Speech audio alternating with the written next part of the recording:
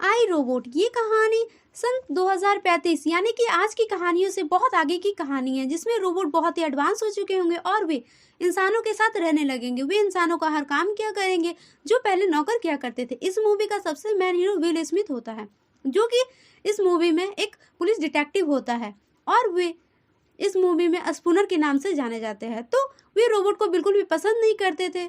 इसके पीछे का कारण क्या था, ये जानने के लिए मूवी को लास्ट तक जरूर देखिए। तो मूवी स्टार्ट होते ही हम देखते हैं कि चारों तरफ बस रोबोट ही रोबोट फैले हुए होते हैं। वे इंसानों का हर काम कर रहे होते हैं, जैसे कुछ कुत्ते घुमा रहे होते हैं तो कुछ सामानों को ले जा रहे होते हैं। स्पूनर जब बाहर जा रहे होते हैं तो वे देखते हैं कि एक रोबोट किसी का पर्स चुरा के भाग रहा होता है। पीछे से कोई चिल्ला रहा होता है तो उन्हें लगता है कि रोबोट उस पर्स की चोरी किया है और वो उनका पीछा करने लगते हैं। पीछा करते हुए काफी देर बाद वो रोबोट को पकड़ लेते हैं और उसे नीचे गिरा देते हैं। तभी उसके हाथ में जो पर्स होता है वो नीचे गिर जाता है, जिसमें एक इनहेलर होता है। वहाँ पे एक लेडी मौजूद होती है जो उसे उठा लेती है और उसे स्पूनर वहाँ पे कहते हैं कि वो एक पुलिस है और किसी को घबराने की कोई जरूरत नहीं है। तब वो लेडी कहती है कि तुम एक गधे हो, मैंने अपना इनहेलर लाने के लिए अपने रोबोट को भेजा था और तुमने उसे पकड़ लिया। तुम्हारी किस्मत अच्छी है कि मैं सांस नहीं ले पा रही हूँ, वरना आज तुम्हें मैं मजा चखाती। उसके बाद स्पूनर वहां से चले जाते हैं। वे जब अपने ऑफिस में पहुंचते हैं तो वहां के सभी लोग उनका मजाक उड़ाने लगते हैं। वे मजाक इसलिए उड़ाते हैं क्योंकि स्पूनर हमेशा रोबोट के खिलाफ होता था और वे सोचते थे कि रोबोट हमेशा क्राइम करते हैं, पर वहाँ के लोग कहते हैं कि रोबोट ने कभी कोई क्राइम नहीं किया है और ना ही कर सकता। ये सब सोचते थे कि स्पूनर पागल है, जो कि रोबोट पर शक करते हैं। तभी उसे एक कॉल आता है और वे वहां से चले जाते हैं। आगे हम एक रोबोट बनाने वाली बहुत ही बड़ी सी कंपनी को देखते हैं, जिसके कोफाउंडर का नाम अल्फ्रेड लैनिंग होता है, जिसकी मृत्यु हो चुकी होती है। पर उसकी मृत्यु कैसे हुई ये किसी को नहीं पता होता है। उनका जो ऑफिस होता है वो बिल्डिंग के सबसे टॉप फ्लोर पे होता है, जिसका शीशा टूटा हुआ होता है और उनकी जो डेड बॉडी है वो जमीन पे गिरी हुई होती है। सबको लगता है कि उन्होंने आत्महत्या की, क्योंकि उसके चारों तरफ बहुत ही हाई सिक्योरिटी है और उसके बिना परमिशन के कोई भी उसके कैबिन में नहीं जा सकता है। अब इस केस की पूरी जानकारी के लिए स्पूनर को बुलाया जाता है, क्योंकि डॉक्टर लैनिंग ने स्पूनर के लिए कुछ मैसेज छोड़ के रखे हुए थे और वे स्पूनर को पहले से ही जानते थे। जब स्पूनर वहां पहुंचते हैं तो उनके सामने लैनिंग की एक छवि आती है और वे उससे बात कर रहे होते हैं। स्पूनर उनसे पूछते हैं कि उन्हें वहां पे क्यों बुलाया गया है। तब वो कहते हैं कि मुझे तुम पे विश्वास है और मैं ज्यादा बात नहीं कर सकता हूँ, तुम्हें बस सही सवाल पूछना है। तब स्पूनर उनसे पूछते हैं कि आपने आत्महत्या क्यों की। तब लैनिंग उनसे कहते हैं कि ये सही सवाल है और उसका वक्त खत्म हो जाता है, उनकी छवि गायब हो जाती है। अब स्पूनर लॉरेंस रोबर्टसन से मिलने के लिए चले जाते हैं, जो कि दुनिया के सबसे अमीर आदमी होते हुए लैनिंग के बारे में बातें करने लगते हैं। स्पूनर उनसे पूछते हैं कि जब वे गिरे तो उसके हाथ में होलोग्राफी प्रोजेक्टर क्यों था और उन्हें ही क्यों बुलाया गया था। तब रॉबर्टसन उनसे कहते हैं कि शायद वे तुम्हें जानते थे और वह तुमसे बातें करना चाहते थे, तुम्हें शायद कुछ जानकारी देना चाहते थे। उसके बाद स्पूनर इसके बारे में पूरी जानकारी निकालने के लिए चले जाते हैं। इसी केस के सिलसिले में वे डॉक्टर कैल्विन से भी मिलते हैं। वे उन्हें बताती है कि वे शनिवार को रोबोट की सबसे बड़ी डिस्ट्रीब्यूशन करने वाले हैं, यानी कि हर 5 आदमी के लिए एक रोबोट होगा और रोबोट का मॉडल नंबर NS5 होगा। वे लैनिंग के कमरे में जा रहे होते हैं।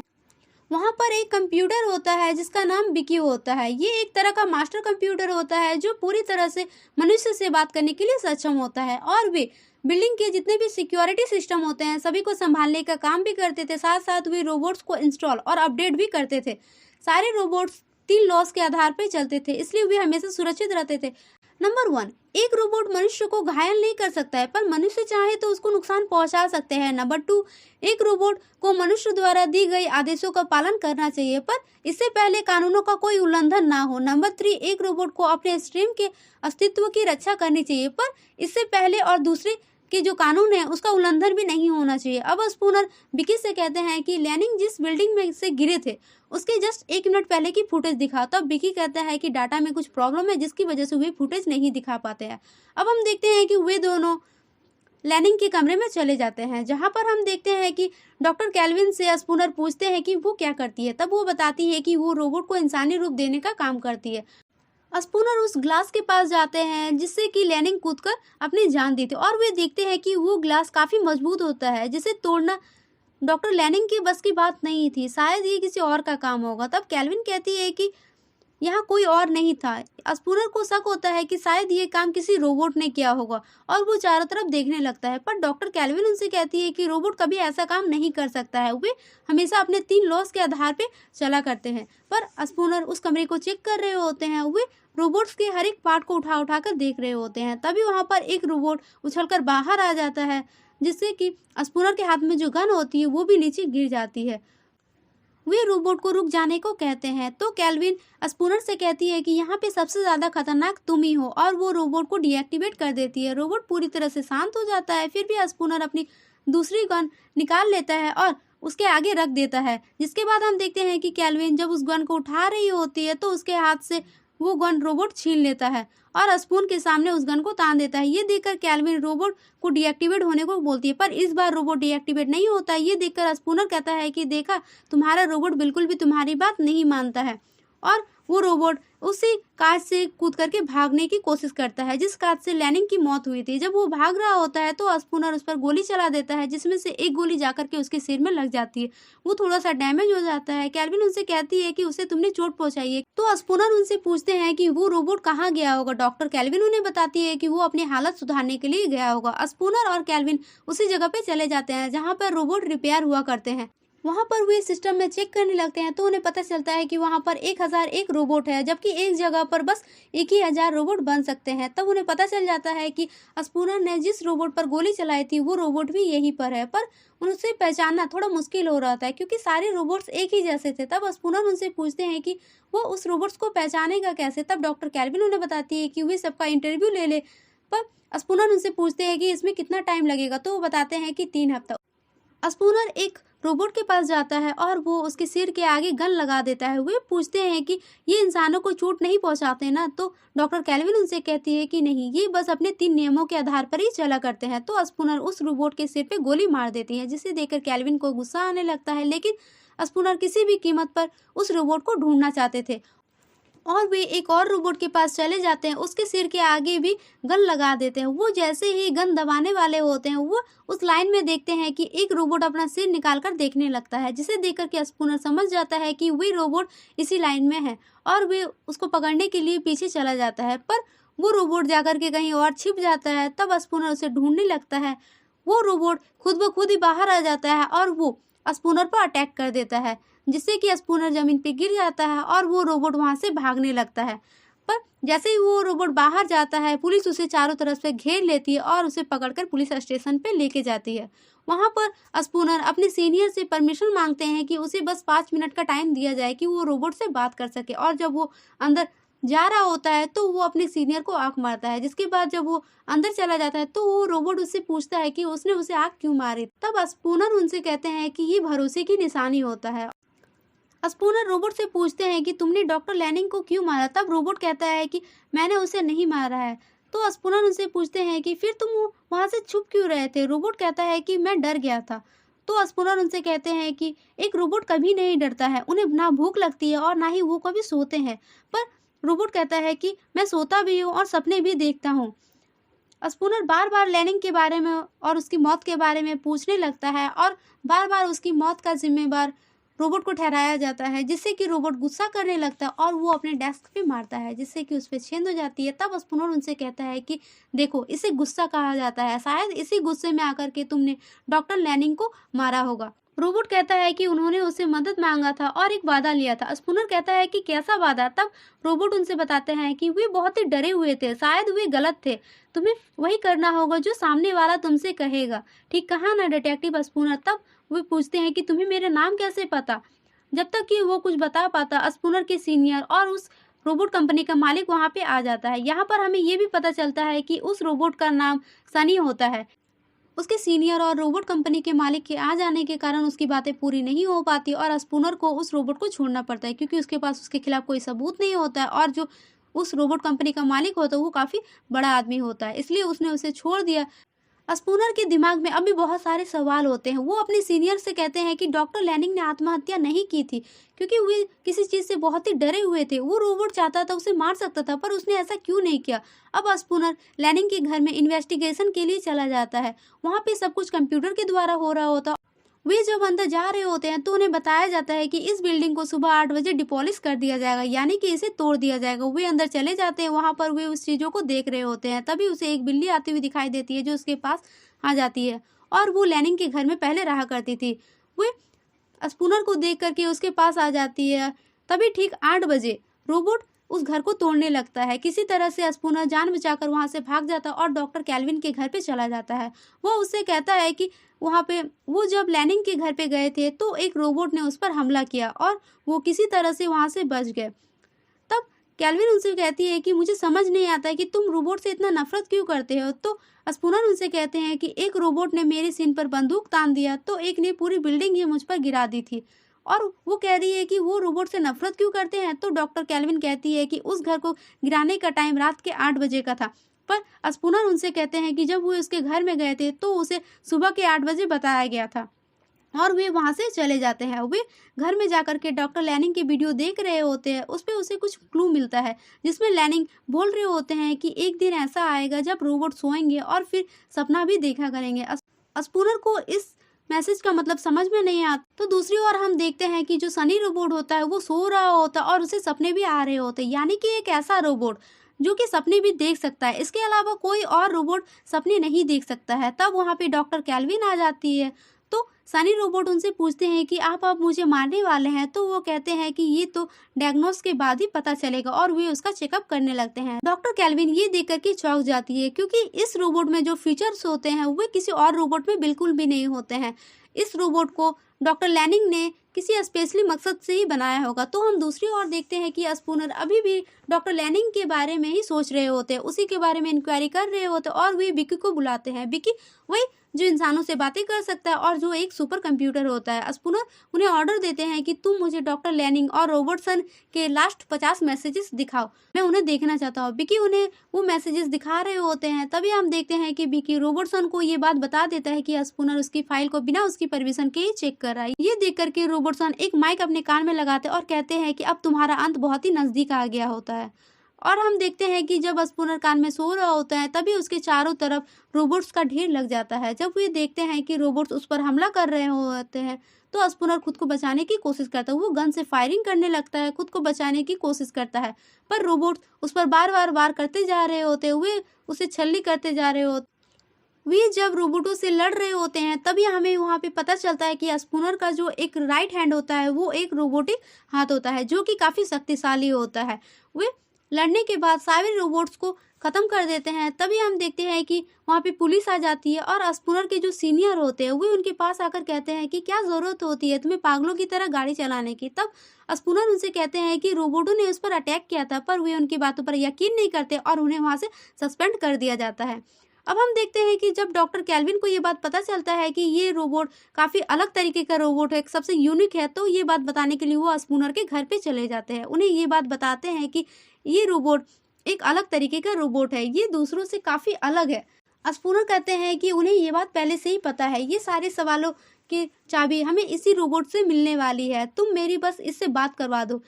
वही डॉक्टर कैल्विन को स्पूनर के हाथ के बारे में पता चलता है जो पूरी तरह से रोबोटिक होता है। उन्हें ये भी पता चलता है कि उसके बॉडी में जो रिवर्स और रंगस है वो भी नकली है। तब स्पूनर उनसे कहता है कि मेरा ऑपरेशन डॉक्टर लैनिंग ने ही किया था, ये सारा पार्ट्स उन्होंने ही बदला है। तो कैल्विन उनसे पूछते हैं कि हुआ क्या था।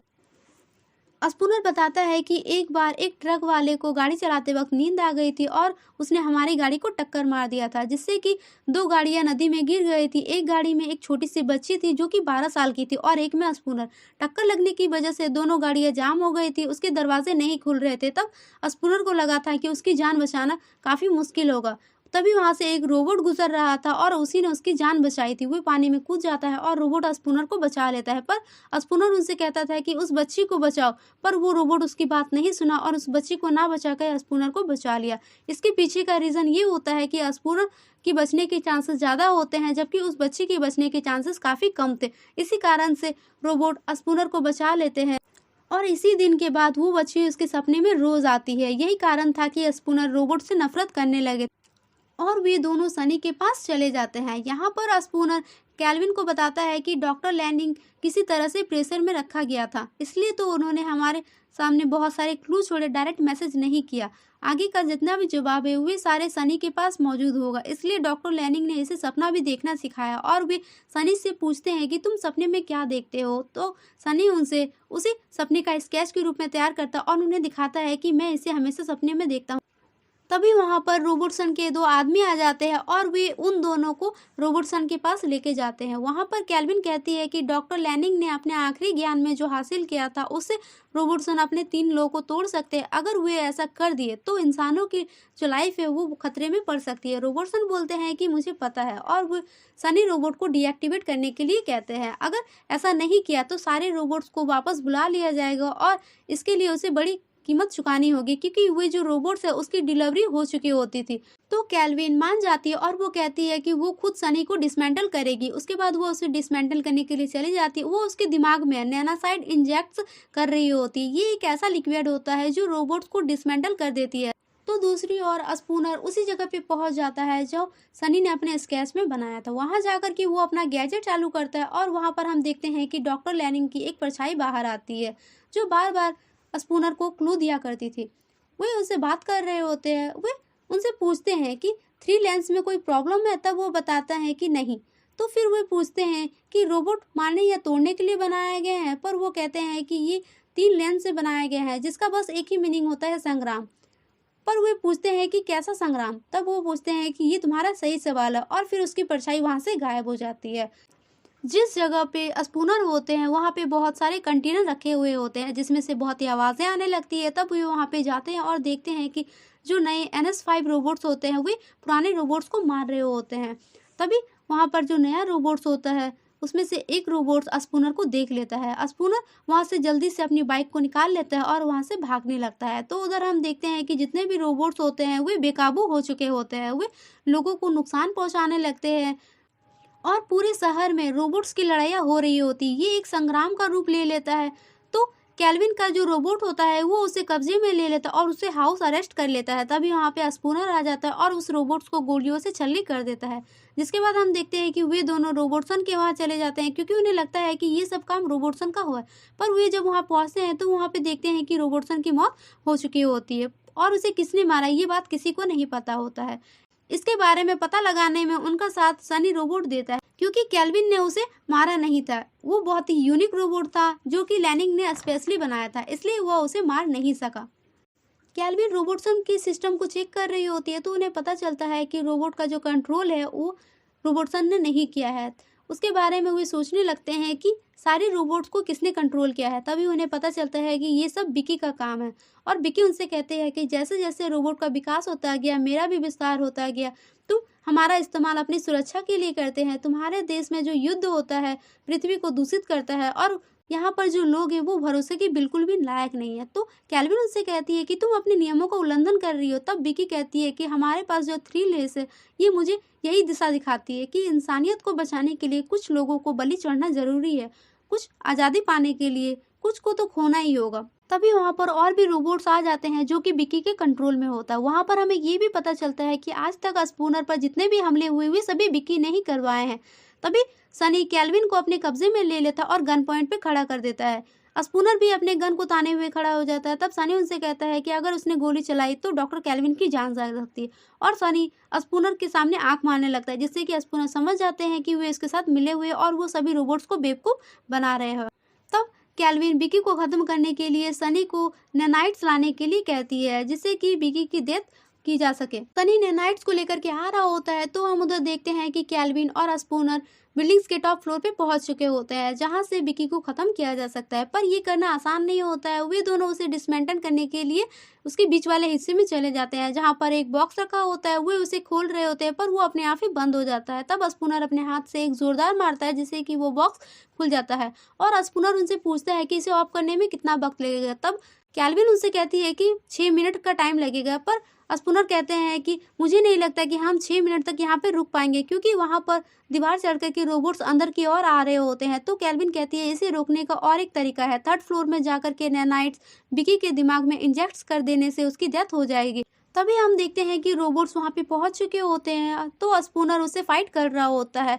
सनी भी फाइट्स में लग जाता है। तभी हम देखते हैं कि कैल्विन नीचे की ओर गिर रही होती है। सनी उसे बचाने के लिए चला जाता है।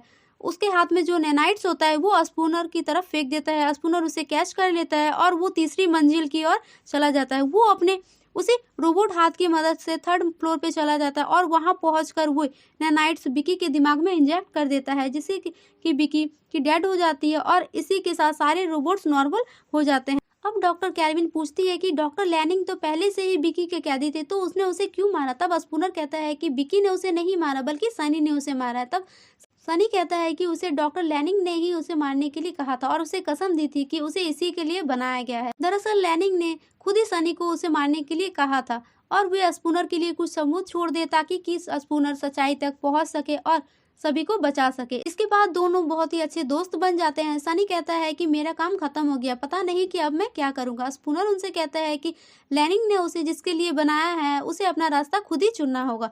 मूवी के एंड में हम देखते हैं कि हमें वही सीन दिखाया जाता है जहां पर सनी एक जगह पे खड़ा होता है और उसके आसपास बहुत सारे रोबोट्स होते हैं। ये वही सीन होता है जो सनी अपने सपने में देखा करता था। इसी के साथ ये मूवी एंड हो जाती है।